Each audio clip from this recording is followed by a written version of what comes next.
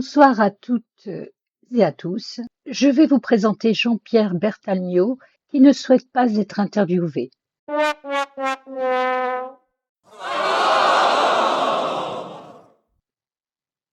Jean-Pierre est né dans le Marseille des années 50, dans une ville où l'aventure est au coin de la rue et l'Orient mystérieux à sa porte. Il s'est intéressé très tôt à l'écriture.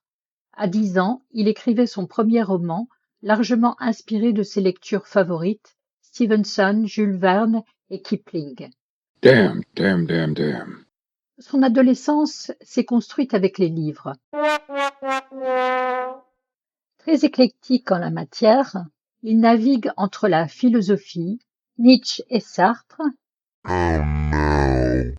la psychanalyse, Freud, le roman, Zola, Boris Vian, Amélie Nothomb, la poésie, Baudelaire, Nerval, Prévert, la littérature policière, Léo Malet, Mary Higgins Clark, Franck Thilez et la science-fiction, Simak, Philippe Cadic.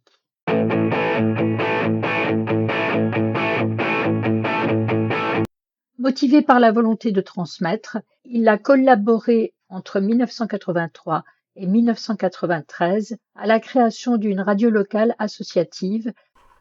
Ici Londres. Veuillez écouter maintenant quelques messages personnels. Radio Provence Culture et diriger la rédaction d'un magazine régional, Vrai ou Faux, tout en poursuivant son métier d'enseignant. Oui, Jean-Pierre est enseignant.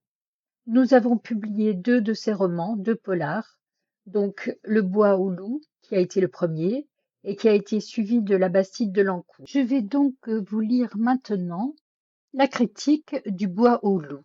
En fait, c'est la note de l'éditeur. C'est pas vraiment une critique. Il a été envoyé il y a quelque temps à des lecteurs qui sont sur Facebook et qui acceptent de lire nos romans en EPUB et de republier une critique.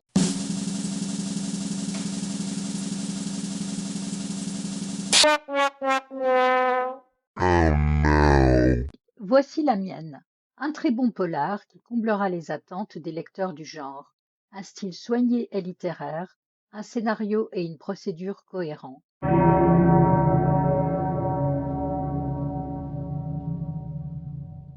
Jean-Pierre Bertalmio glisse quelques références historiques qui s'emboîtent astucieusement dans le puzzle de l'intrigue, et le lecteur est surpris de l'étendue de ses connaissances dans des domaines aussi variés.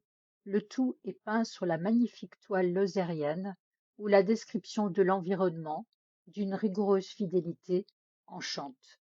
On est projeté à Mende, sur les Causses, dans les forêts touffues qui engloutissent promeneurs et autochtones. Des personnages hauts en couleur qui prennent vie au fil des pages et des rebondissements. C'est rare qu'un polar prenne racine dans ce sublime département.